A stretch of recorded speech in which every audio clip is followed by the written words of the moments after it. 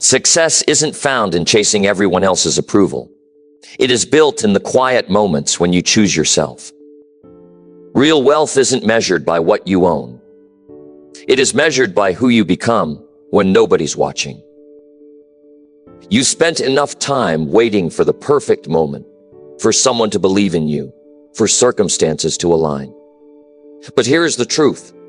Nobody is coming to save you. Nobody is going to hand you the life you want. The only person who can transform your future is you. And that transformation starts the second you decide your growth matters more than your comfort. Your potential is sitting there untouched, waiting for you to finally take it seriously. Every day you delay is a day you'll never get back. Every excuse you make is another brick in the prison you are building around your own possibilities. This isn't about becoming perfect. This is about becoming better than you were yesterday, last month, last year. If you are ready to stop playing small and start investing in the person you are capable of becoming, then stay with me, because what I am about to share will change everything. Number one, stop waiting for permission to build yourself up. You know what?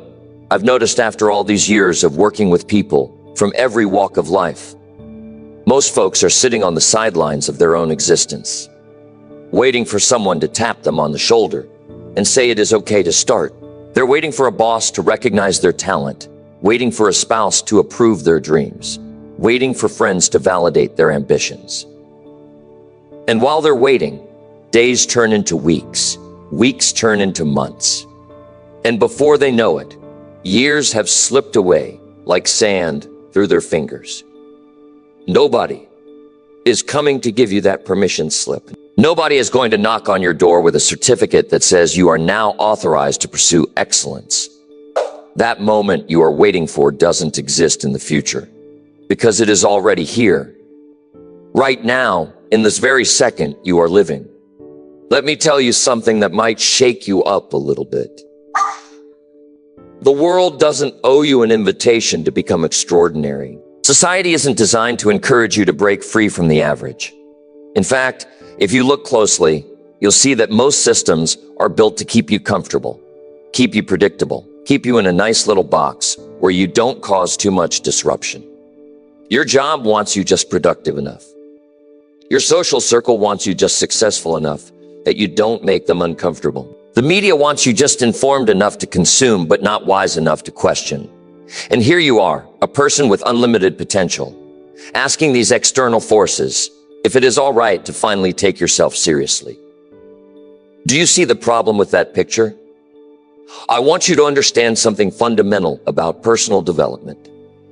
Every single day you wake up, you are either building yourself or neglecting yourself. There is no neutral ground here. You don't get to pause your life and come back to it later when circumstances are perfect. Your body is either getting stronger or weaker based on what you do today. Your mind is either expanding or stagnating based on what you feed it today.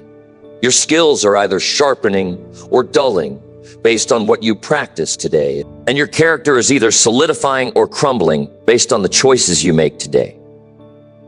This isn't meant to pressure you, but to wake you up to the reality that your life is happening right now. Not in some imaginary future when everything finally aligns perfectly. Think about the people you admire most in this world. The ones who've accomplished remarkable things, who've built businesses, who've created art, who've transformed their communities. Do you think they sat around waiting for someone to tell them they were ready? Do you think they had all their ducks in a row before they started? Absolutely not. They made a decision that their growth mattered more than their comfort. They chose to invest in themselves even when it felt selfish, even when people around them didn't understand, even when there was no guarantee of success. They understood a principle that I am hoping will sink deep into your bones today. You are the only person who will be with you from the first breath you take to the last breath you release. So you'd better make that person someone worth spending time with. Here is what happens when you keep waiting for external permission. You start to believe that your worth is determined by other people's opinions. You begin to measure your progress by standards that were never meant for you. You chase goals that don't excite you because they're what you think you are supposed to chase. You suppress your real interests because they seem too unconventional or too risky. You dim your light because shining might make others uncomfortable. And the saddest part is that you do all of this unconsciously, thinking you are being responsible or realistic or mature, when really you are just slowly suffocating the most authentic parts of yourself. I've worked with thousands of people over the decades, and I can tell you without hesitation that regret doesn't come from trying and failing. Regret comes from never trying at all. It comes from looking back at your life and realizing you spent it auditioning for other people's approval instead of living by your own values. It comes from seeing opportunities you didn't take because you were waiting for someone to say it was okay. It comes from recognizing talents you never developed because you didn't think you deserved to invest that time in yourself. That kind of regret is heavy, and it is completely avoidable if you just make one simple decision today. The decision is this: you give yourself permission to matter. You acknowledge that investing in your own growth isn't selfish. It is essential. You recognize that becoming the best version of yourself actually serves everyone around you, because you'll have more to give, more wisdom to share, more strength to offer. When you grow, everyone in your circle benefits. When you learn, you can teach. When you heal, you can help others heal. When you succeed, you prove what is possible. But none of that happens if you are sitting there waiting for someone else to validate your journey. Let me be practical for a moment, because I know some of you are thinking this sounds good, but wondering what it actually means. Giving yourself permission to build yourself up means you stop apologizing for spending money on books that educate you. It means you stop feeling guilty for taking time to exercise when there are dishes in the sink. It means you stop shrinking your dreams and conversations because you are afraid of seeming too ambitious. It means you enroll in that course you've been eyeing without needing your partner to agree it is a good idea. It means you set boundaries with people who drain your energy, even if they've been in your life for years. It means you prioritize sleep over social obligations when your body needs rest. It means you say no to things that don't align with where you are trying to go, even when saying no feels uncomfortable. This isn't about becoming selfish or self-absorbed. This is about understanding that you can't pour from an empty cup. You can't give your best to your family if you are running on fumes. You can't serve your community effectively if you haven't developed your own capabilities. You can't be a good friend, partner, parent, or colleague if you are not taking care of the person you see in the mirror every morning. Personal development isn't separate from your responsibilities to others. It is the foundation that makes you capable of meeting those responsibilities with excellence. I want you to think about something right now. What would your life look like 6 months from now if you decided today that you no longer need anyone's permission to invest in yourself? What if you committed just 1 hour every single day to your own growth? That is 7 hours a week, 30 hours a month, 365 hours in a year. Do you realize how much you could learn, how much you could improve, how much you could transform with that kind of consistent investment? You could learn a new language, develop a valuable skill, read 50 books, transform your health, build a side business, or master a craft. And the beautiful part is that nobody can take that growth away from you once you've achieved it. The truth that most people never grasp is that waiting for permission is just fear dressed up in politeness. It is your mind's way of avoiding the risk of disappointment, the possibility of failure, the chance that you might try and not succeed. But here is what I've learned after all these years. The pain of discipline weighs ounces, while the pain of regret weighs tons. Yes, investing in yourself requires sacrifice. It means less time scrolling through social media and more time reading books that challenge you. It means waking up earlier to exercise instead of hitting snooze 5 times. It means having difficult conversations about your needs instead of just going along to get along. It means investing money in your education instead of spending it on things that provide temporary pleasure. These disciplines feel heavy in the moment, but they create a life that feels light and full of possibility. Stop waiting for your circumstances to be perfect before you start. Stop waiting for more money, more time, more support, more confidence. Start where you are with what you have. Take one small step today toward becoming the person you want to be. Read one chapter. Do 10 push-ups. Learn one new word in that language you want to speak. Apply for one opportunity. Have one honest conversation about your dreams. These small actions might seem in subconscious mind. They say that you matter, that your growth matters, that your future matters. And when you send that message consistently, day after day, your entire life begins to shift in ways you can't even imagine right now. Number 2, your growth starts when you choose yourself first daily. Most people have this backwards, and it is costing them everything. They wake up and immediately start giving their energy away to everyone else's needs, everyone else's emergencies, everyone else's expectations. They check their phone and respond to messages before their feet even hit the floor. They rush through breakfast to get the kids ready. They arrive at work and spend 8 hours solving problems for a company that could replace them tomorrow. They come home exhausted and give whatever's left to their family, their friends, their obligations. And then, at the end of the day, when they finally have a moment to themselves, they're too tired to do anything meaningful. They scroll through their phone, watch television, or collapse into bed, promising themselves that tomorrow will be different. But tomorrow never is, because they keep following the same pattern. Here is what I need you to understand about choosing yourself first.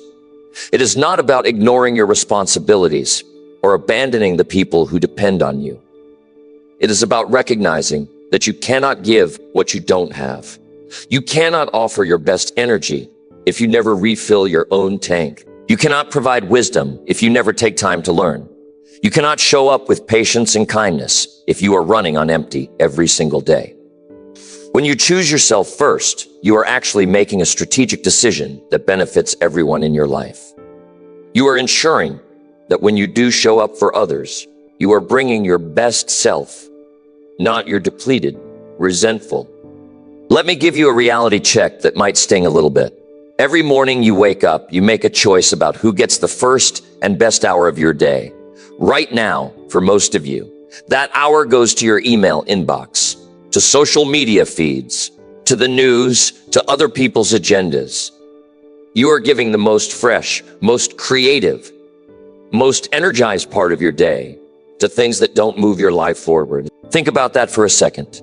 Your mind is clearest in the morning. Your willpower is strongest. Your body is most rested. And you are spending that prime time reacting to external demands instead of proactively building the life you actually want. That is not time management. That is time donation, and you are giving it to the wrong recipient. I've studied successful people for decades, and here is what they all have in common. They protect their mornings like a fortress. They understand that the first hour sets the tone for the entire day. If you start your day in reactive mode, answering to everyone else, you'll spend the whole day playing catch up. But if you start your day with intentional action toward your own growth, you create momentum that carries you through every challenge. This might mean waking up an hour earlier than you do now. This might mean going to bed an hour earlier so that early wake up is actually sustainable. This might mean saying no to late night activities that leave you too tired to invest in yourself the next morning. Choosing yourself first daily means you have non-negotiable appointments with yourself. Just like you wouldn't skip a meeting with your boss or cancel on a friend at the last minute without a good reason. You don't skip your personal growth time. You schedule it. You honor it. You protect it. Maybe that is 30 minutes of reading every morning. Maybe it is an hour at the gym 4 times a week. Maybe it is 20 minutes of learning a new skill before anyone else in your house wakes up. Maybe it is sitting down with a journal and actually thinking about your life instead of just living on autopilot. Whatever it is, it becomes sacred time that you don't negotiate away for convenience or comfort. Now, I want to address the guilt because I know some of you are feeling it right now. You are thinking that choosing yourself first sounds selfish when you have children who need you, when you have aging parents who depend on you, when you have a demanding job that requires long hours. But here is the truth that nobody wants to say out loud. Your guilt is actually serving you in a twisted way. It gives you permission to avoid the hard work of personal growth. It lets you feel noble about neglecting yourself. It allows you to play the martyr while your potential slowly dies from lack of attention. Real love, real service, real contribution requires that you be strong, capable, and growing. You can't be any of those things if you are constantly depleted. Let me break down what choosing yourself first actually looks like in practical terms. It means you eat a healthy breakfast, even when you are running late, because your body needs fuel to function well. It means you take your lunch break instead of working through it, because your mind needs rest to stay sharp. It means you go to bed at a reasonable hour, even when there is a show you want to watch, because your sleep affects everything else you do.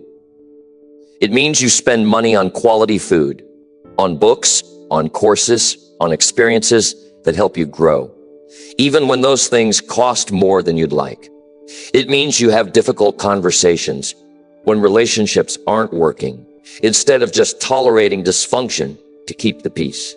Here is something fascinating about human behavior. We treat ourselves worse than we'd ever treat anyone we care about. If your best friend came to you exhausted, stressed, and running on empty, you'd tell them to rest. You'd encourage them to take care of themselves. You'd probably offer to help them create boundaries. But when you are in that exact same situation, you push through. You tell yourself to be tougher. You feel guilty for even thinking about your own needs. This double standard is destroying your potential, and it is time to recognize it for what it is. It is self-neglect disguised as responsibility. Daily choice is where transformation actually happens. Not in the big dramatic moments, not in the New Year's resolutions, not in the someday fantasies. In the small decisions you make every single morning when your alarm goes off. Do you hit snooze and steal another 15 minutes of low-quality sleep?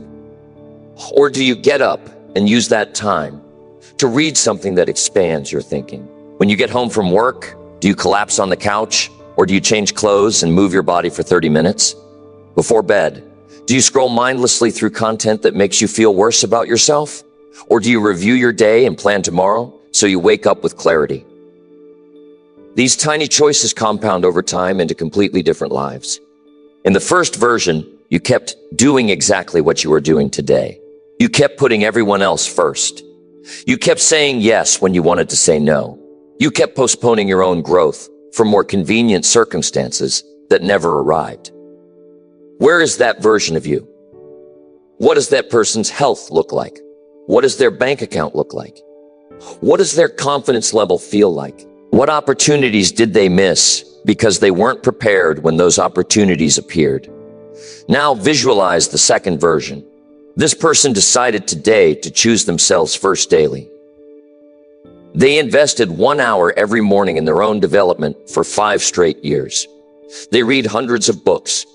They learned valuable skills. They took care of their body. They expanded their network.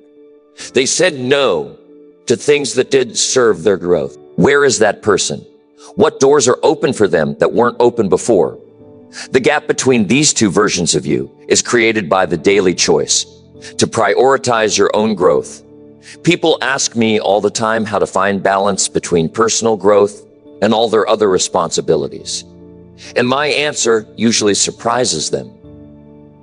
Balance is a myth. You don't balance anything.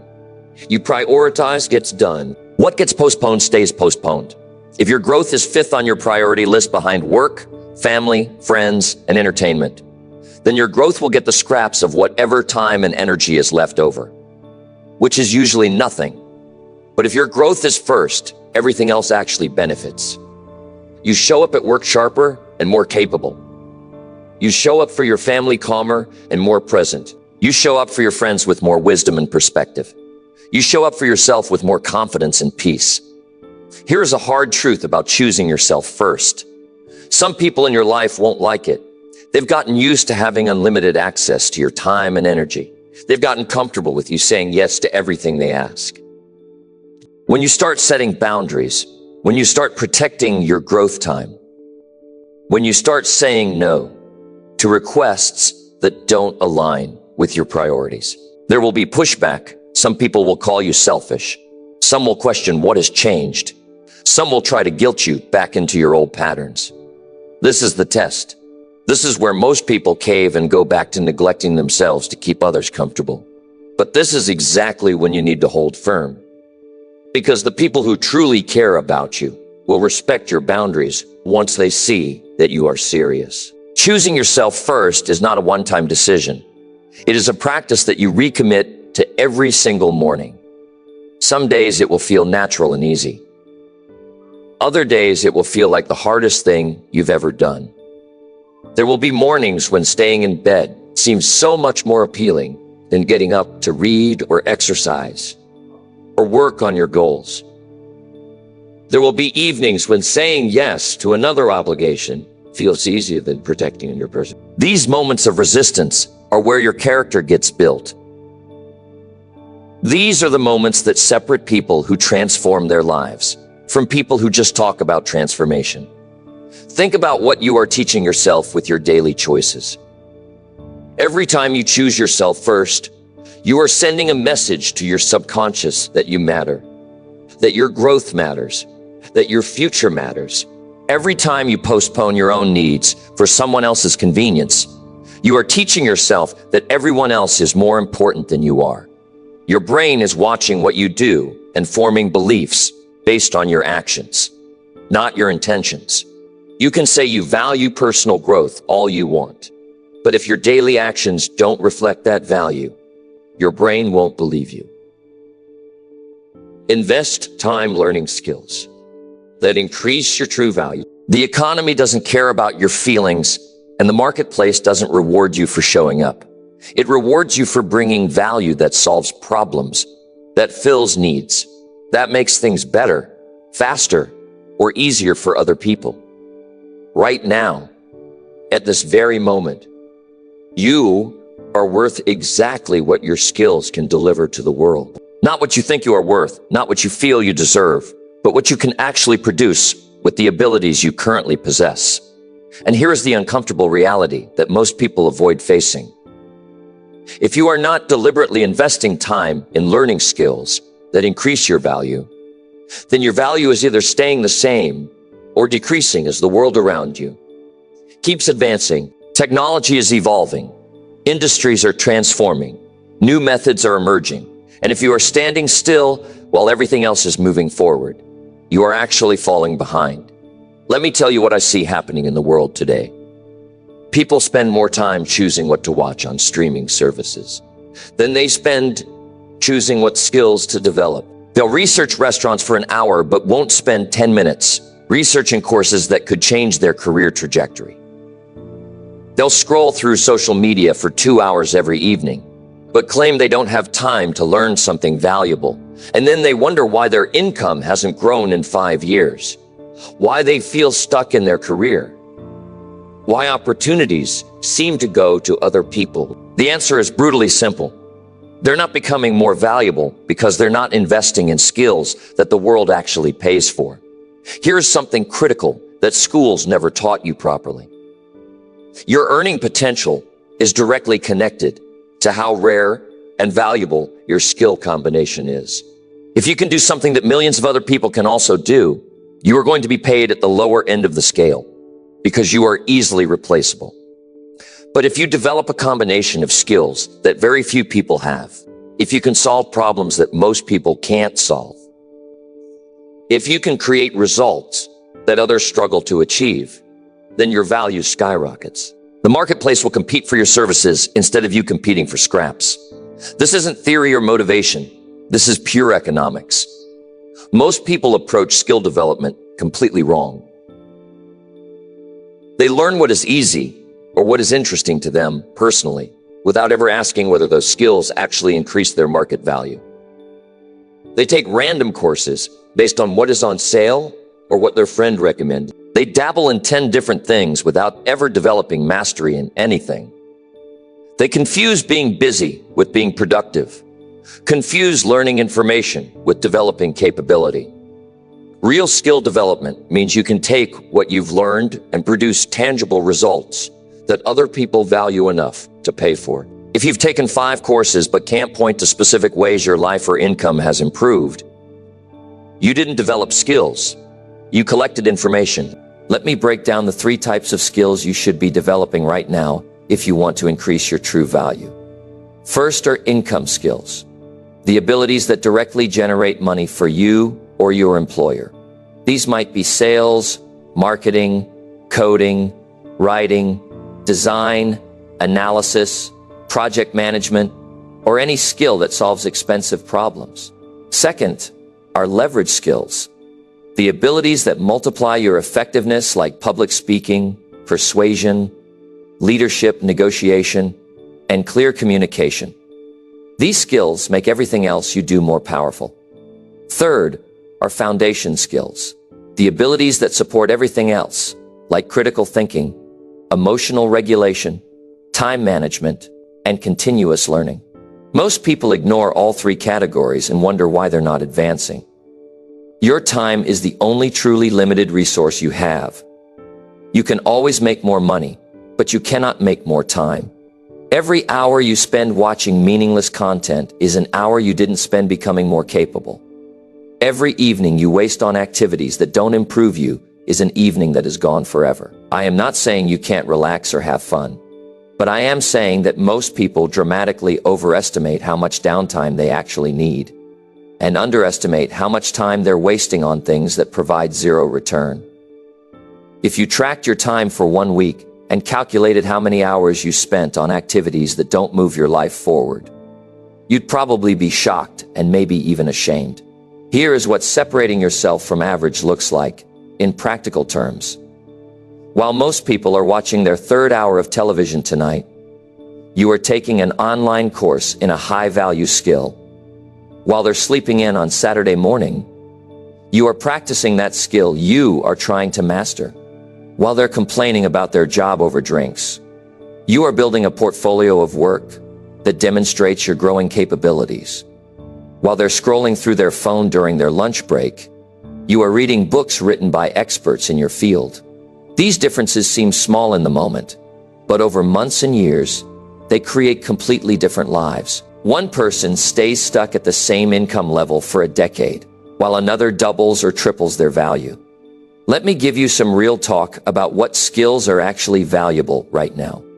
The world is paying premium prices for people who can solve complex problems, who can understand and work with data, who can communicate ideas clearly across different audiences, who can build and maintain technology systems, who can create compelling content that captures attention, who can lead teams through change and uncertainty.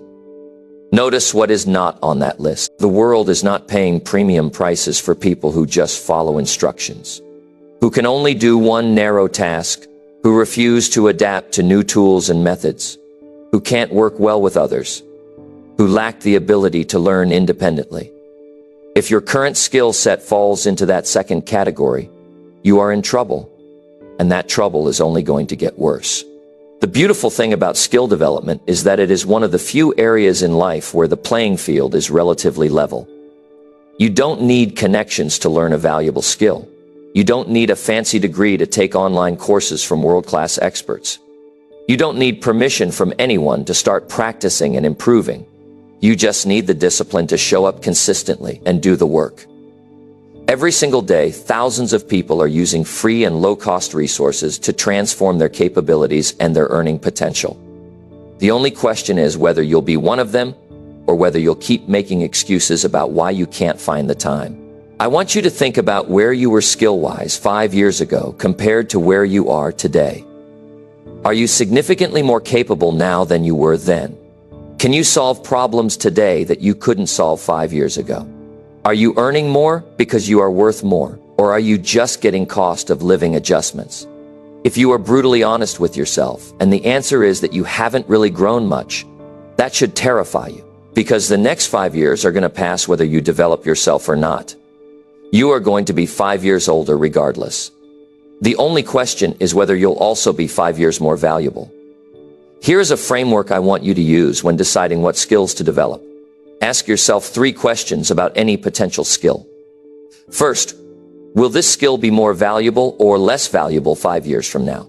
Don't waste time on skills that are becoming obsolete. Second, is this skill difficult enough that most people won't bother to learn it? Easy skills that everyone has are not valuable. Third, can this skill combine with other skills I already have to create a unique capability? Skill stacking is where real value lives. Someone who can write well and understand data analysis is far more valuable than someone who can only do one of those things. The internet has created the most incredible learning opportunity in human history. You can access courses from top universities for free. You can watch tutorials from experts in any field. You can join communities of people learning the same skills you want to learn. You can find mentors online who will answer your questions. You can practice your skills in public and get feedback from experienced practitioners. All of this is available right now. Most of it for free or very low cost. The only barrier between you and dramatically increased capability is your willingness to actually do the work instead of just thinking about doing the work. Let me address the excuse I hear most often about why people don't invest in skill development. They say they're too old to learn new things, that their brain doesn't work like it used to, that it is too late for them to change careers or increase their value. This is complete nonsense supported by zero evidence. Your brain remains capable of learning throughout your entire life. Yes, you might learn differently than you did at 20, but that doesn't mean you learn worse. In fact, your life experience often helps you learn faster because you can connect new information to things you already understand. The real issue isn't your attitude. You've convinced yourself that learning is hard and uncomfortable, so you avoid it, and then you use your age as the excuse. Investing in skills is the highest return investment you'll ever make. If you put money in the stock market, you might get an 8 or 10% annual return, if you are lucky. If you put money in real estate, you might double your investment over 10 years. But if you invest in developing a high-value skill, you can increase your income by 50% or more in a single year. I've seen it happen countless times. Someone making $40,000 a year learns digital marketing or sales or software development. And within 18 months, they're making $70,000. That is not luck. That is not connections. That is pure skill value translating into market compensation. Here's what I want you to do starting today. Identify one skill that would significantly increase your value in your current field or in a field you want to enter. Don't pick 5 skills. Pick one. Then commit to spending at least 30 minutes every single day developing that skill for the next 90 days. That is 45 hours of focused practice. With 45 hours of deliberate practice, you can go from complete beginner to noticeably competent in most skills. After 90 days, assess your progress and decide whether to deepen that skill or add another one. This focused approach beats scattered dabbling every single time. Stop waiting for your employer to train you. Stop waiting for the perfect course to go on sale. Stop waiting until you have more time or more energy or more confidence. The best time to start developing valuable skills was 5 years ago. The second best time is right now. Today, this hour. Your future self is watching what you choose to do with your time today. And that future self will either thank you or resent you, baby. Guard your energy like it is your most precious resource. You wake up each morning with a full tank of energy, and by the end of most days, that tank is completely empty. But here is what most people never stop to examine.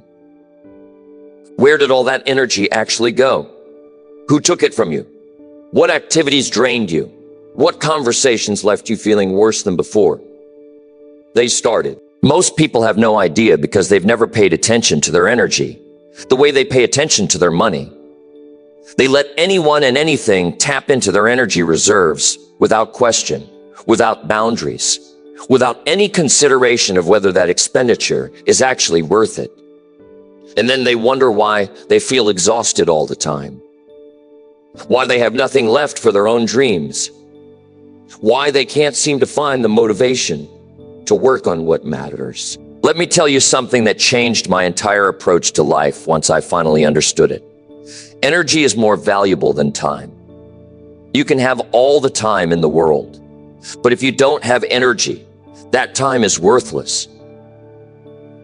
A tired person with 10 free hours accomplishes less than an energized person with 2 focused hours. Your energy determines the quality of everything you do. It affects how you think, how you communicate, how you solve problems, how you treat people, how you feel about yourself. When your energy is high, challenges seem manageable and opportunities seem exciting. When your energy is depleted, everything feels harder than it should be. Your entire experience of life is filtered through your current energy level. Here is what I need you to recognize about energy drains. Some things drain your energy and give nothing back. These are pure losses that you need to eliminate from your life as quickly as possible. Toxic relationships where you give constantly but receive only criticism or drama.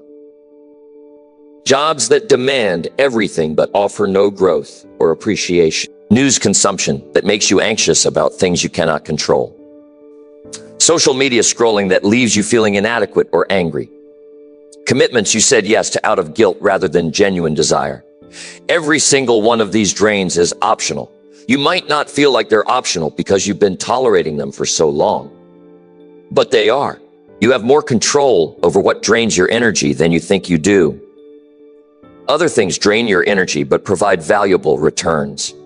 Hard workouts tire your body but improve your health and mental clarity.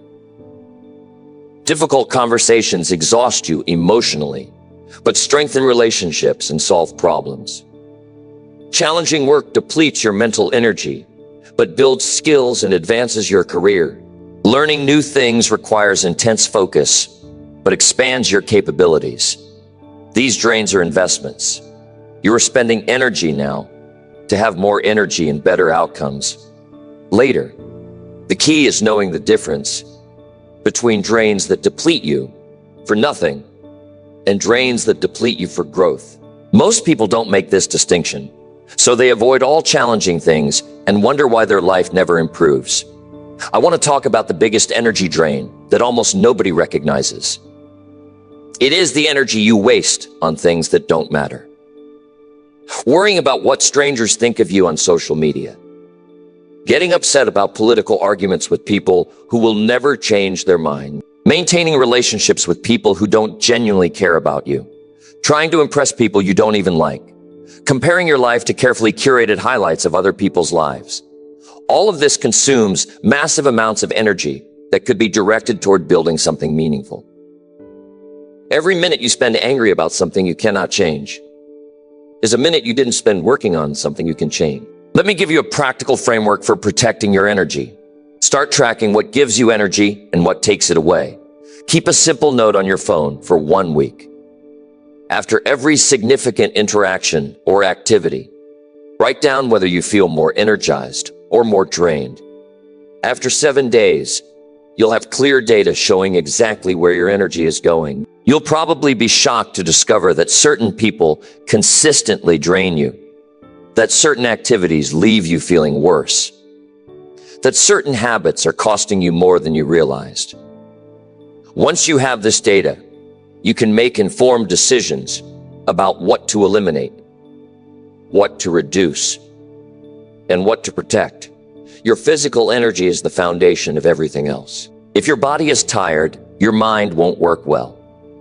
If you are not sleeping enough, everything feels harder than it should be. If you are eating food that makes you crash, your energy will be unpredictable throughout the day. If you are not moving your body regularly, you'll feel sluggish and unmotivated. This isn't complex science, but most people ignore these basics and then wonder why they can't sustain effort toward their goals. You cannot borrow energy from tomorrow. If you stay up late tonight, you'll pay for it tomorrow. If you eat garbage all day, you'll feel like garbage. Your body keeps accurate accounts, and it always collects what you owe. Here is something I've learned from watching thousands of people over the years. The people who accomplish the most aren't necessarily the smartest or the most talented. They're the ones who manage their energy best. They know when they do their best thinking, and they protect that time fiercely. They know which people energize them and which people drain them, and they structure their relationships accordingly. They know which activities refill their tank, and they make time for those activities regularly. They don't just let life happen to them. They design their days around energy management, not just time management. Most people are energy donors without even realizing it. They give their energy freely to anyone who asks. A coworker wants to vent for 30 minutes about their problems. A family member calls to complain about the same issues they've been complaining about for years. A friend asks for advice but never takes it and keeps making the same mistakes. An acquaintance needs a favor that benefits them but costs you time and effort. And you say yes to all of it because you think that is what good people do. But here is the truth. Giving your energy to people who waste it doesn't make you good. It makes you tired. Real generosity means giving your energy where it can actually make a difference, not where it will be squandered. Let me address something uncomfortable that needs to be said. Some people in your life are energy vampires. They take and never give back. Every conversation becomes about their problems, their drama, their needs. They dump their negative emotions on you and then feel better while you feel worse. They expect you to be available whenever they want, but they're never there when you need support. They criticize your progress because your growth makes them uncomfortable with their own stagnation. These people will drain you dry if you let them, and they'll make you feel guilty for trying to set boundaries. You need to dramatically reduce or completely eliminate contact with energy vampires, regardless of how long you've known them. Your mental energy gets depleted by decision fatigue and context switching. Every decision you make, no matter how small, uses up some of your mental energy. Every time you switch from one task to another, your brain has to reorient and refocus, which costs energy. This is why successful people create routines that eliminate unnecessary decisions. They eat similar foods, wear similar clothes, follow similar morning routines. They're not being boring. They're conserving mental energy for decisions that actually matter. They also protect blocks of time for focused work instead of constantly switching between tasks. 3 hours of uninterrupted focus produces more valuable output than 8 hours of distracted switching. Here is a question you need to ask yourself regularly. What am I tolerating that is draining my energy? Maybe it is a cluttered living space that creates visual chaos every time you walk in the door. Maybe it is a car that constantly needs repairs and leaves you stressed about breakdowns. Maybe it is clothes that don't fit well and make you feel uncomfortable all day. Maybe it is unfinished tasks that nag at your mind even when you are trying to relax. Maybe it is a toxic work environment that leaves you dreading Monday before the weekend even ends. All of these tolerations leak energy constantly. Fixing them requires effort up front, but that effort pays dividends in energy saved every single day afterward. Sleep is non-negotiable if you want sustained energy. You cannot cheat sleep and win long-term. Sure, you can push through on 5 hours for a few days, but your performance drops, your mood worsens, your health suffers, and your decision-making becomes impaired. Most adults need 7 to 9 hours of quality sleep to function optimally. If you are consistently getting less than that, you are operating below your potential every single day. You are trying to build a life with a depleted resource. Everything is harder when you are tired. Every challenge seems bigger. Every setback feels worse. Every opportunity requires more effort. Sleep is not wasted time. It is the foundation that makes all your waking hours more productive. Let me give you some specific strategies for guarding your energy. First, learn to say no without guilt or lengthy explanations. No is a complete sentence. You don't owe everyone an explanation for how you spend your time and energy. Second, schedule recovery time the same way you schedule work time. You cannot sprint constantly without breaking down. Third, audit your information consumption. Most news and social media drains energy without providing value. Fourth, invest in your physical health through movement, nutrition, and sleep. Fifth, spend time with people who energize you and make you better. Sixth, create boundaries around your time and stick to them even when it is uncomfortable. Your emotional energy is perhaps the most overlooked aspect of energy management. Every unresolved conflict drains you. Every unexpressed frustration builds up inside you. Every time you say yes when you mean no, you create internal tension. Every relationship where you are pretending to be someone you are not requires constant energy to maintain the facade. This emotional drainage is invisible, but powerful. It affects everything you do, even when you are not consciously aware of it. Clearing emotional drains requires having difficult conversations, setting boundaries, ending unhealthy relationships, and being honest about your feelings instead of suppressing them. Think about your energy as a budget. You start each day with a certain amount, and everything you do either deposits or withdraws from that account. Right now, you are probably running a deficit. You are withdrawing more than you are depositing. You are giving energy to things that don't deserve it while neglecting things that would replenish you. This pattern is unsustainable. Eventually, you'll hit a wall where you have nothing left to give. The time to change this pattern is now before you reach complete depletion. Start making deposits. Start refusing withdrawals that don't serve you. Start treating your energy like the limited and precious resource it actually is. Number 5, read books that challenge your thinking and expand perspective. The average person reads less than 1 book per year after they finish school. And then they wonder why their thinking stays narrow, why their problems feel unsolvable, why their conversations become repetitive, why their growth plateaus. They're trying to navigate an increasingly complex world with the same limited perspectives they had years ago. They're making decisions based on outdated information and incomplete understanding. They're missing opportunities because they don't know those opportunities exist. And all of this could change if they just picked up books that stretch their mind beyond its current boundaries. Reading isn't just about collecting information.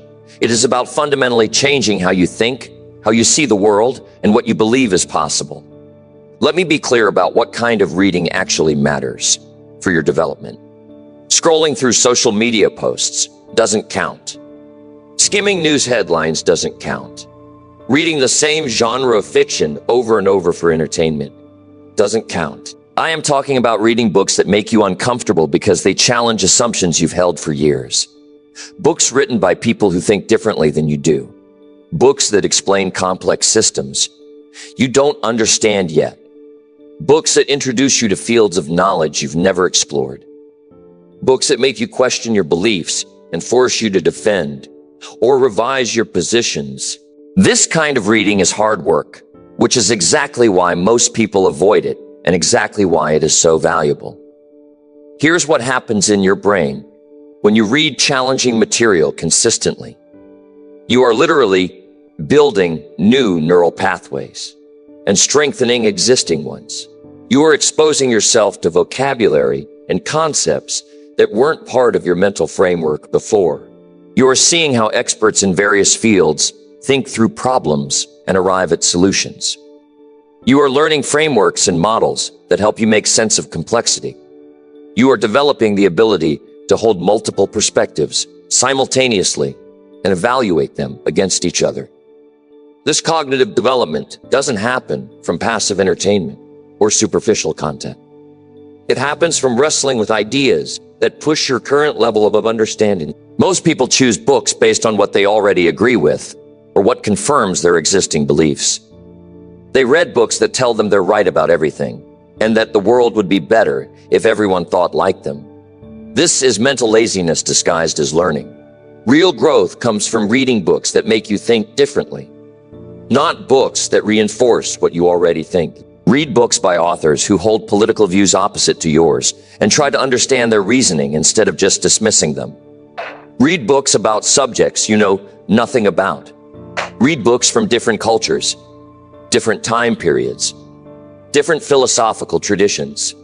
Your goal should be to understand how other people think, not to confirm that you are smarter than them. Let me give you a practical approach to reading that will transform your perspective over time. Aim for at least 20 books per year, which is less than 2 books per month and completely achievable for anyone who prioritizes it. Within those 20 books, include at least 5 from categories you normally wouldn't touch. If you only read business books, read some history or psychology or science. If you only read self-help, read some philosophy or economics or biography. If you avoid anything technical, challenge yourself with books that explain how things actually work. The discomfort you feel when reading outside your comfort zone is a signal that you are growing, not a signal that you should stop. Here's something most people don't realize about reading. Every book you read gives you access to decades of someone else's experience, research, and insight for the price of a few hours of your time. Think about that for a second. An author spent years or even decades learning something, made countless mistakes, refined their understanding, and then distilled all of that into a book you can read in a week. You are getting the concentrated wisdom of their entire journey without having to make all their mistakes yourself. This is one of the most efficient learning opportunities available to you. Yet most people ignore it completely because reading feels harder than watching videos or scrolling feeds. The difference between people who read consistently and people who don't shows up in countless ways over time. Readers have larger vocabularies, which means they can express complex ideas more precisely. Readers have been exposed to more problem-solving approaches, which means they have more tools to apply when facing challenges. Readers understand more about how the world works, which means they make better decisions and avoid predictable mistakes. Readers have developed stronger focus and concentration, which helps them in every area of life. Readers are more empathetic because they've lived through thousands of experiences vicariously through books. These advantages compound over years and create massive gaps between those who read and those who don't. Let me address the excuses I hear constantly about why people don't read. The most common one is not having time, which is almost always false. The average person spends over 3 hours per Dalton Y on their phone, much of it on activities that provide zero value. If you replace just 30 minutes of that phone time with reading, you'd finish 2 to 3 books per month. That is 24 to 36 books per year, which would put you in the top 1% of readers in the country. You have time. You are choosing to spend it on things that don't improve you. The second excuse is that reading is boring or too slow compared to videos. This usually means you are reading the wrong books or you haven't developed the reading habit yet. Once you find topics that genuinely interest you and build the habit of reading daily, it becomes something you look forward to, rather than something you force yourself to do. Here's a framework for choosing books that will actually expand your perspective, rather than just entertaining you. First, read books that teach you how systems work, whether that is economic systems, biological systems, social systems, or technological systems. Understanding systems helps you see connections and patterns that most people miss. Second, read books about history, because understanding how we got here helps you understand where we're likely going. Third, read books about psychology and human behavior, because understanding systems helps you to have. Fourth, read books about fields adjacent to your expertise, because the biggest insights often come from applying ideas from one domain to another. Fifth, read books that make you uncomfortable, because they challenge your worldview. The quality of questions you ask yourself and others is directly related to the quality of ideas you've been exposed to. People who don't read ask surface-level questions, because they don't have frameworks for deeper inquiry. People who read widely ask questions that get to the heart of issues because they've seen those issues analyzed from multiple angles. They can identify assumptions that others take for granted. They can spot logical fallacies in arguments. They can connect dots between seemingly unrelated things. These capabilities don't come from being smarter. They come from being better informed and more thoughtfully engaged with ideas. Let me talk about the relationship between reading and earning potential, because this is something most people overlook. The leaders in almost every industry are voracious readers. They're constantly learning about their field, about adjacent fields, about leadership, about whatever gives them an edge. They understand that in a rapidly changing world, the person who stops learning becomes obsolete. Meanwhile, the average person reads almost nothing after school and then complains that they're not advancing in their career. Your income tends to reflect your value, and your value tends to reflect what you know and what you can do. Reading is one of the fastest ways to increase what you know, which increases what you can do, which increases your value. Here is something practical you can implement starting today. Create a reading list of books you want to finish this year. Not books you think you should read to impress people, but books that genuinely interest you and will expand your understanding. Mix different types of books so you are not stuck in one category. Then schedule reading time on your calendar like you would schedule any other important activity. Most people fail at reading because they only do it when they happen to have free time, which almost never happens. Successful readers protect time for reading the same way they protect time for meetings or workouts. 20 to 30 minutes every morning before you start your day can give you a book every 2 weeks. Reading challenging books also develops your ability to focus deeply, which is becoming increasingly rare and valuable in a world full of distractions. When you sit down with a complex book and work through difficult passages, you are training your brain to sustain attention on one thing for extended periods. This capacity for deep focus translates to every other area of your life. You'll be better at solving complex problems at work. You'll be more present in conversations. You'll be able to think through decisions more thoroughly. Most people are losing this ability because they're constantly jumping between apps and notifications, never spending more than a few minutes on anything. Reading rebuilds what distraction culture is destroying. Let me give you some guidance on how to actually retain and apply what you read, because reading without retention is just entertainment. Take notes while you read, either in the margins or in a separate notebook. Highlight or underline passages that strike you as important or insightful. After finishing a book, write a brief summary of the main ideas and how you might apply them. Discuss what you've read with others who've read the same book or are interested in the topic. Review your notes periodically so the ideas stay active in your mind. The goal isn't to remember everything from every book, but to internalize key concepts and frameworks that change how you think and act. Your perspective on life is limited by the ideas you've been exposed to. If you've only encountered one way of thinking about a problem, you'll assume that is the only way. If you've only learned one approach to a challenge, you'll keep using that approach even when it doesn't work. But when you read widely, you discover that almost every important question has been thought about deeply by many people, and they've arrived at different conclusions based on different reasoning. This exposure to multiple perspectives makes you more flexible, more creative, and better equipped to handle whatever life throws at you. You stop being trapped by the limitations of your own narrow experience. The books you read over the next 5 years will determine who you become over the next 5 years. If you read nothing, you'll be roughly the same person 5 years from now, maybe a little older and more frustrated, but not fundamentally different.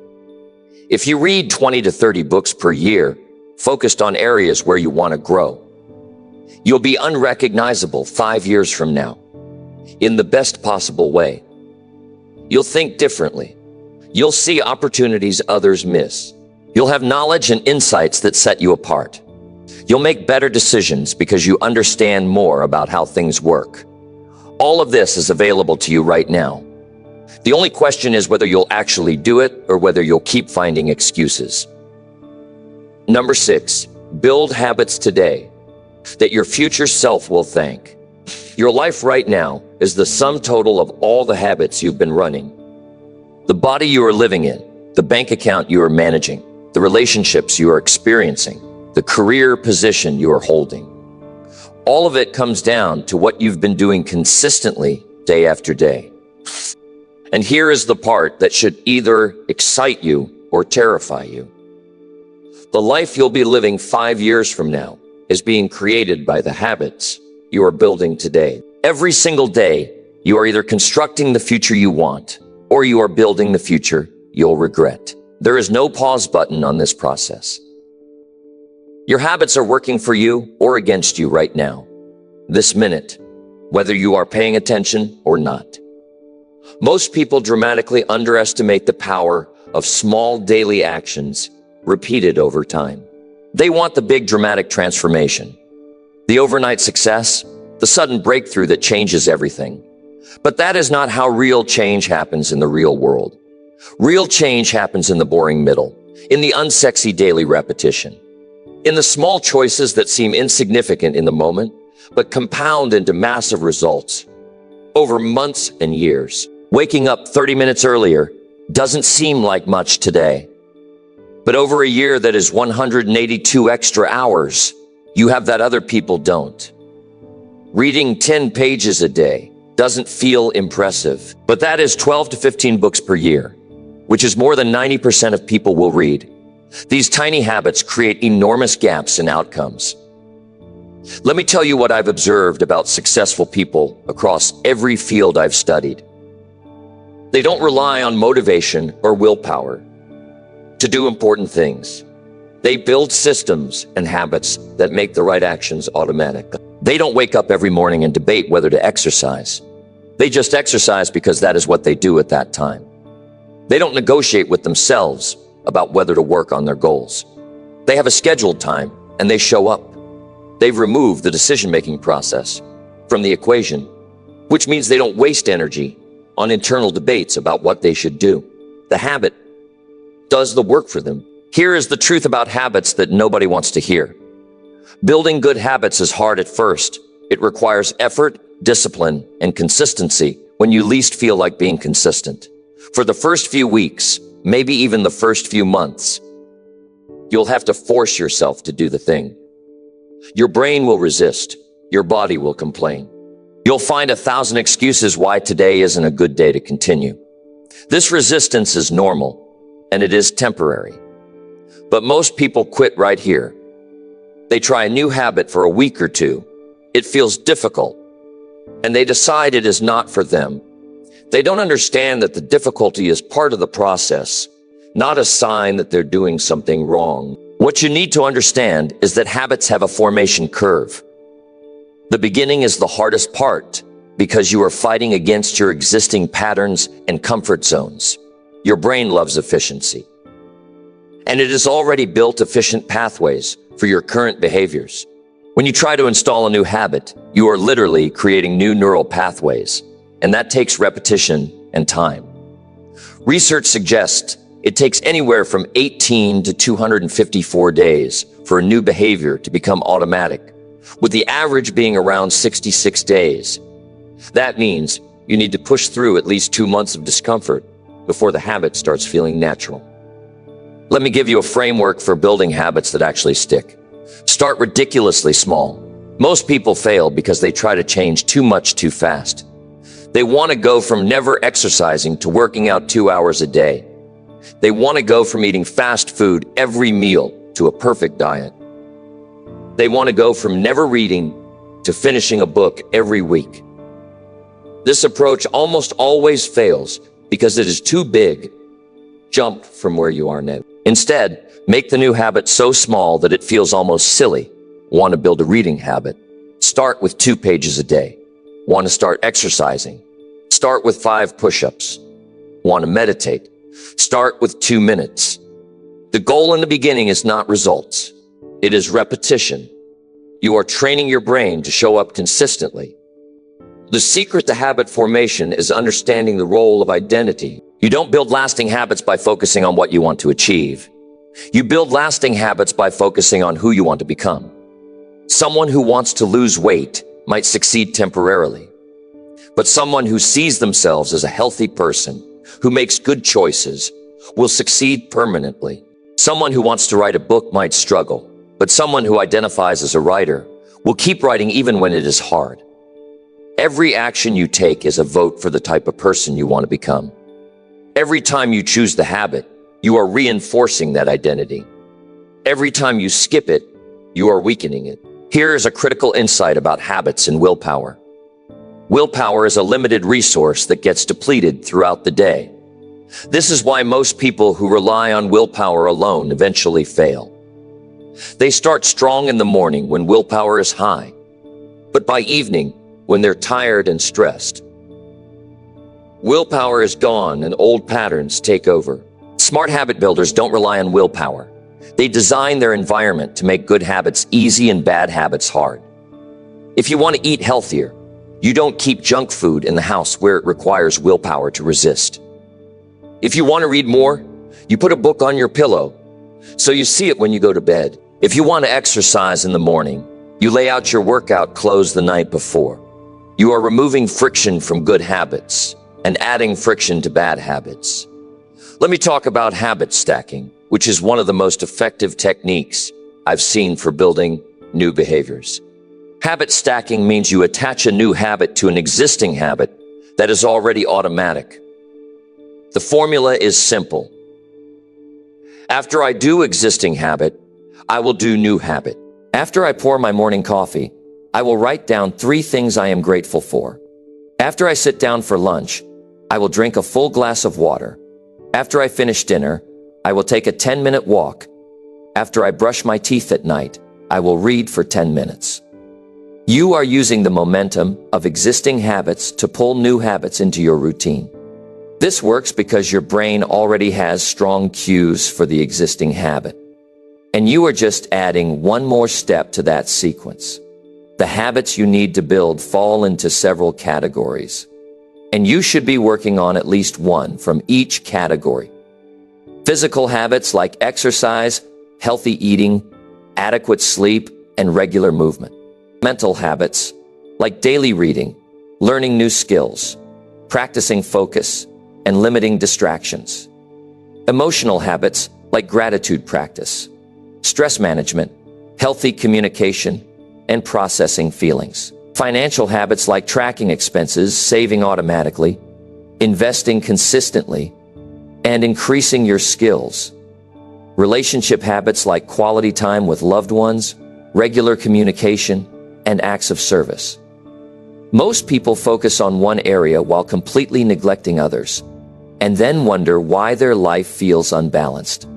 Here is what most people get wrong about breaking bad habits.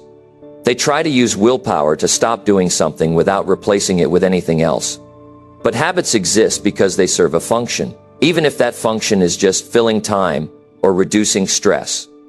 If you want to stop a bad habit, you need to identify what need it is fulfilling and find a healthier way to meet that need. If you scroll social media when you are bored, you need a better way to handle boredom. If you eat junk food when you are stressed, you need better stress management tools.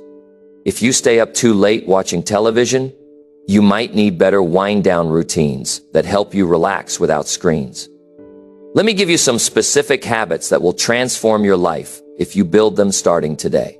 Wake up at the same time every day, even weekends, to regulate your body's internal clock. Drink water first thing in the morning before coffee or food. Move your body for at least 30 minutes daily, even if it is just walking.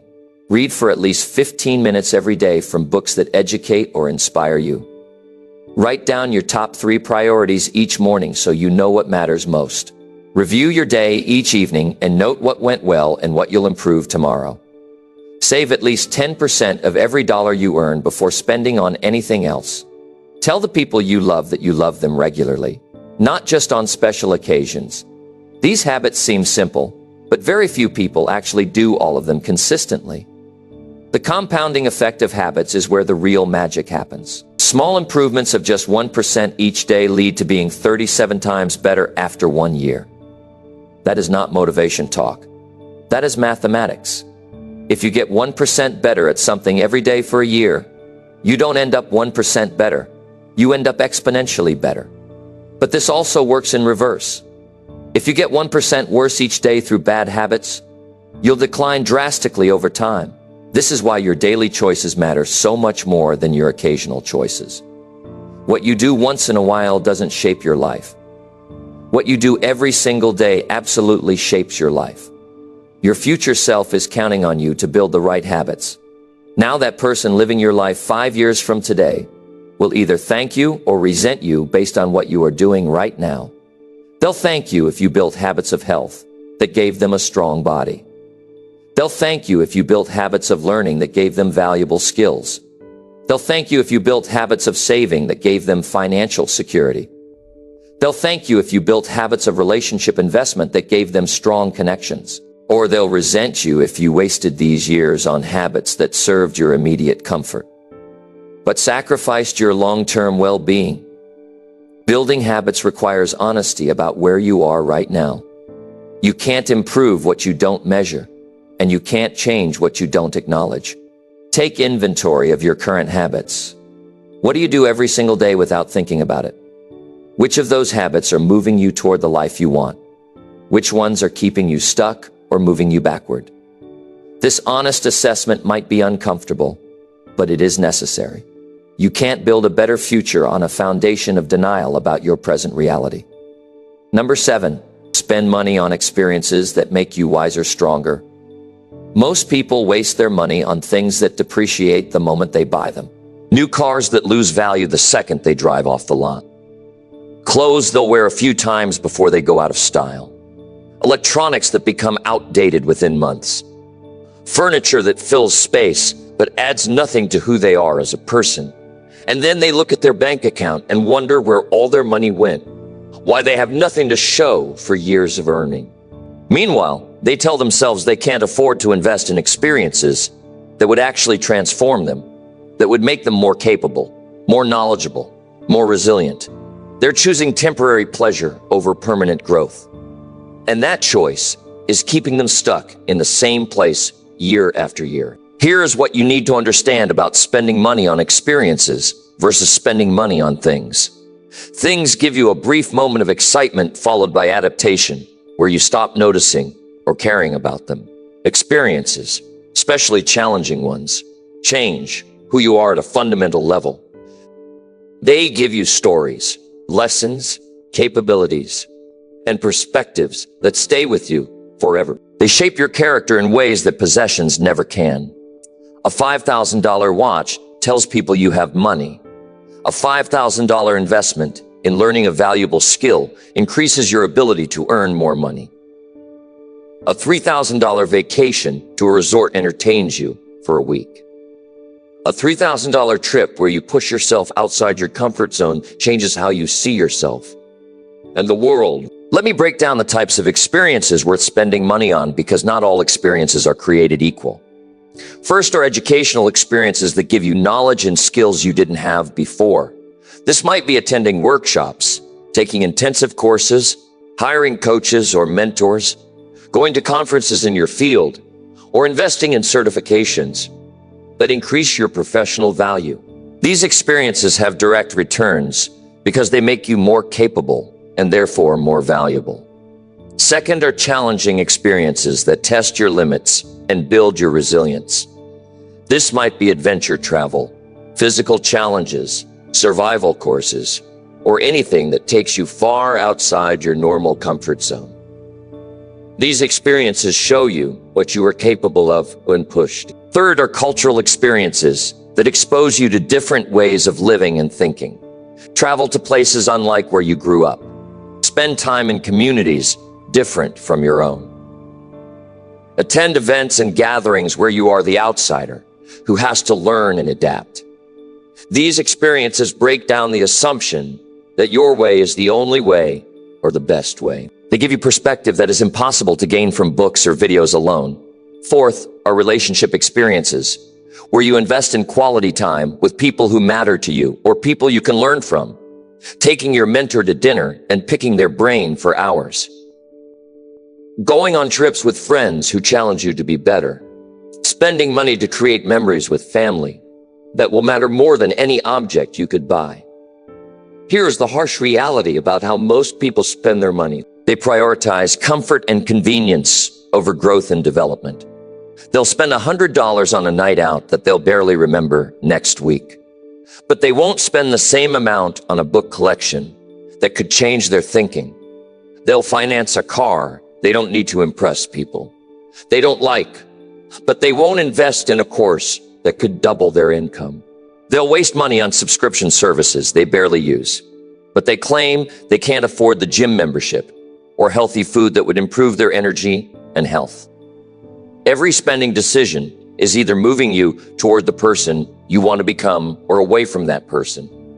Let me talk about return on investment when it comes to experiences. If you spend $2,000 on a course that teaches you a skill which increases your income by $500 per month, that is a $6,000 annual return, which means you've tripled your investment in the first year alone. If you spend $3,000 on a challenging experience that gives you the confidence to take risks you were previously too scared to take, and one of those risks leads to a $10,000 opportunity, the return is massive.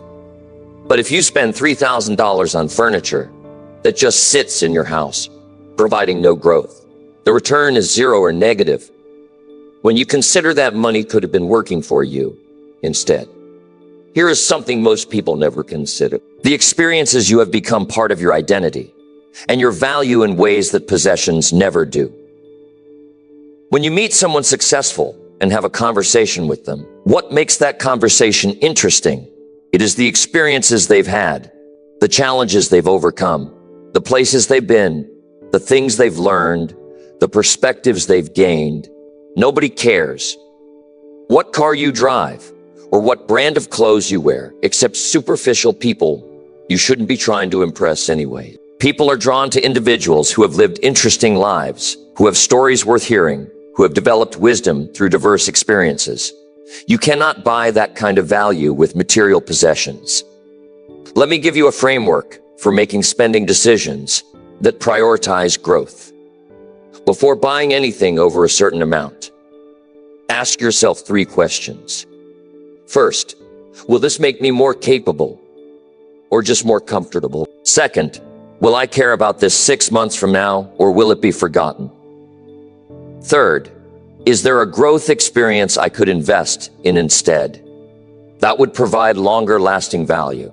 If the purchase is just about comfort or status and won't be meaningful in the future, you probably shouldn't buy it. If there is an experience that would serve your growth better, choose that instead. This framework forces you to think about opportunity cost, about what you are giving up when you choose one thing over another. The money you spend on your education and development is never wasted, even if the specific skill or knowledge doesn't pan out exactly as you hoped. Every learning experience contributes to your overall capability and understanding. Every challenging experience builds character that helps you handle future challenges. Every cultural experience broadens your perspective in ways that make you more adaptable and creative. You are not just buying individual experiences. You are investing in becoming a more complete and capable human being. That investment compounds over time as new experiences build on previous ones and create a foundation of wisdom and strength. Here's what I see happening with people who prioritize experiential investment versus material accumulation. The ones investing in experiences tend to be more confident because they've proven to themselves that they can handle challenges and learn new things. They tend to be more interesting because they have diverse stories and perspectives to share. They tend to be more successful because the skills and knowledge they've gained make them more valuable in the marketplace. They tend to be more satisfied because they're growing and developing rather than just consuming. Meanwhile, the ones accumulating possessions often feel empty despite having closets full of clothes and garages full of stuff, because objects don't fulfill the human need for growth and meaning. Travel is one of the most valuable experiences you can invest in, but only if you do it right. Tourist travel where you stay in resorts and never interact with local culture doesn't expand you much. But travel where you immerse yourself in different ways of living, where you have to navigate unfamiliar situations, where you are forced to adapt and learn, that kind of travel transforms you. It shows you that problems you thought were universal are actually cultural. It demonstrates that your assumptions about how life should be lived are just one option among many. It builds your ability to handle uncertainty and discomfort. The confidence and perspective you gain from challenging travel experiences stay with you forever and influence how you approach everything else in life. Let me address the excuse that you can't afford to invest in growth experiences. If you track your spending for a month, you'll probably find hundreds of dollars going to things that provide no lasting value. Subscription services you don't use, food delivery when you could cook, impulse purchases that seemed important at the time, entertainment that you barely remember afterward. That money could be redirected toward experiences that actually change your life. It is not about having more money. It is about using the money you have more intentionally. Most people have the resources to invest in themselves. They're just choosing to spend those resources on comfort and convenience instead. Investing in your physical capabilities through challenging experiences pays dividends in every area of life. When you push your body beyond what you thought possible, whether through a difficult hike, a martial arts intensive, a physically demanding course, or any other challenge, you develop mental toughness that transfers to everything else you do. You learn that discomfort is temporary and manageable. You discover reserves of strength and determination you didn't know you had. You build the confidence that comes from achieving something difficult. These lessons apply directly to business challenges, relationship difficulties, career obstacles, and every other area where you need resilience and persistence. Here is a truth about investing in experiences that build wisdom and strength. The value often doesn't reveal itself immediately. Sometimes you attend a workshop or take a trip or face a challenge, and you don't see the point right away, but months or years later, you find yourself in a situation where the lessons from that experience become crucial. You handle a difficult conversation better because of communication training you took. You navigate a complex problem because of frameworks you learned at a conference. You stay calm under pressure because of challenges you faced before. The experiences you invest in today create a reservoir of wisdom and capability that you'll draw from for the rest of your life. Spending money on coaching and mentorship is one of the highest return investments you can make. A good coach or mentor can help you avoid years of mistakes and accelerate your progress dramatically. They can see blind spots you can't see. They can share strategies that took them years to figure out.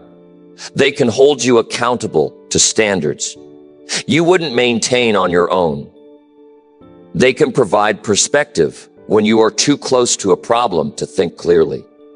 Yes, quality coaching costs money, often significant money, but the alternative is continuing to struggle alone, making preventable mistakes, and taking much longer to reach your goals.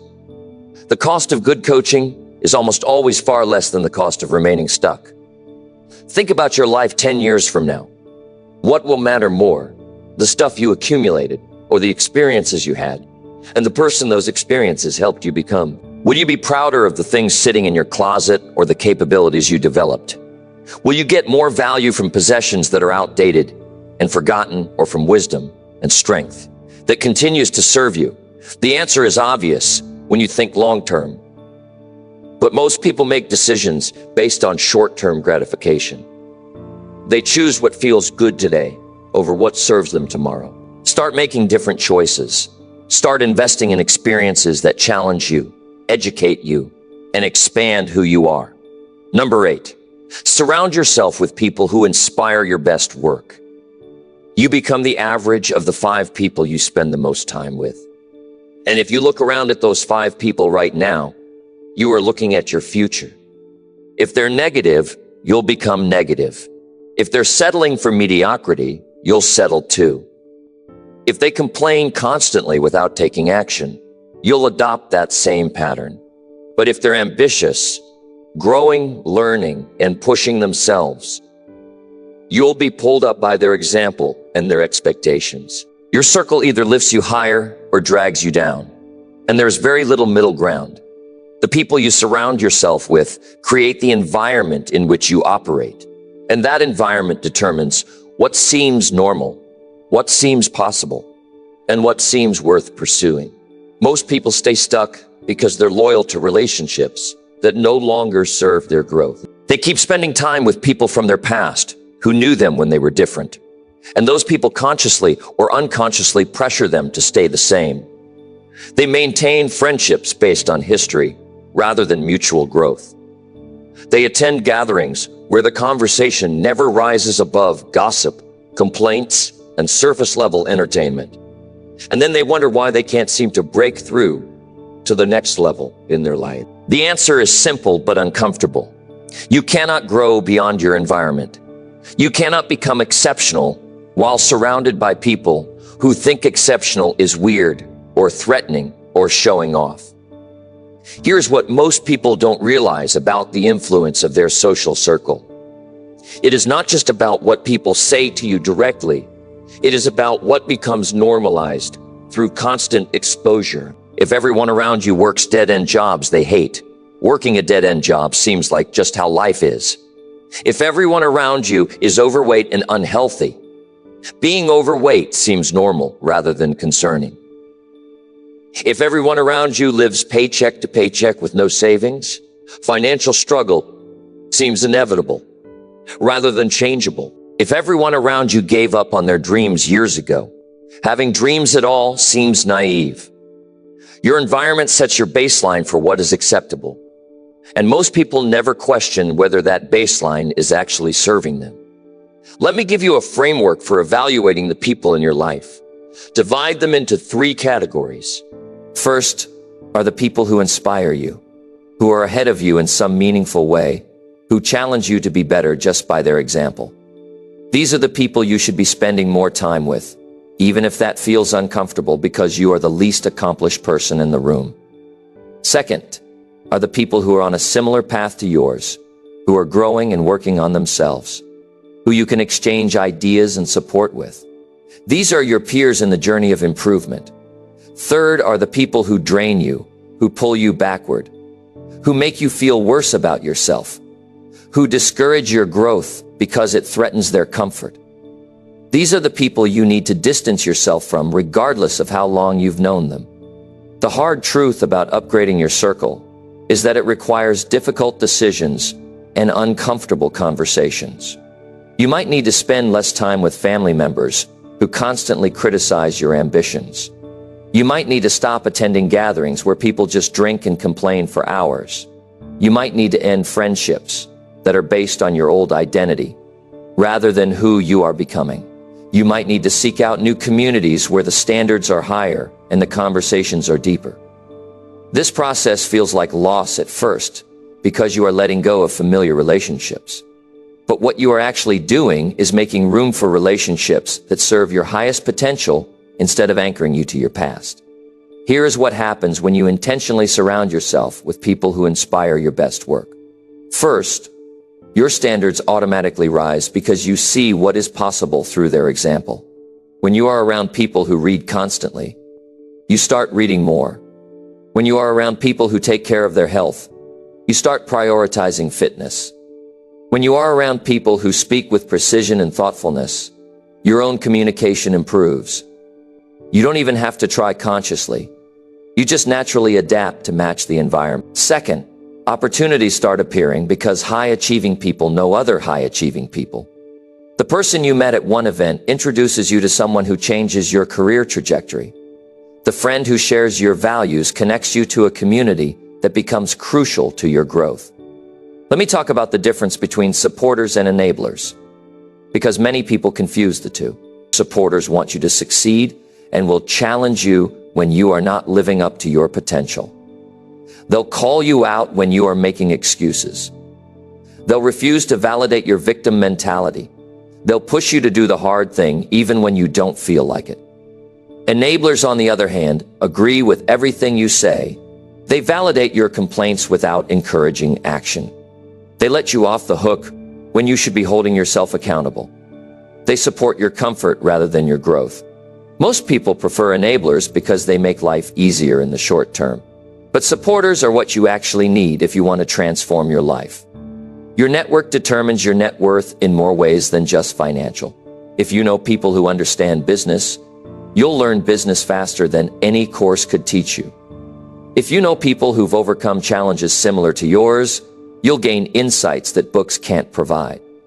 If you know people in industries you want to enter, you'll hear about opportunities before they're publicly available. If you know people who think at a higher level than you currently do, you'll develop that same capacity through exposure and conversation. But if your network consists of people who know as little as you do and are going nowhere, your growth will be severely limited, no matter how much individual effort you put in. Here is a practical strategy for upgrading your circle. Identify where the people you want to be around actually spend their time. This might be industry conferences, professional associations, high-end gyms, educational workshops, networking events, online communities focused on specific skills or interests. Then invest the time and money required to show up in those spaces consistently. Don't go once and expect immediate connections. Go regularly. Contribute value. Ask good questions. Be genuinely interested in others rather than just trying to extract value. Over time, you'll build relationships with people who operate at a higher level, and those relationships will pull you up.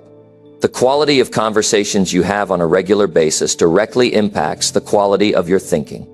If your daily conversations are about television shows, celebrity gossip, sports scores, and complaining about the weather, your mind stays at that level.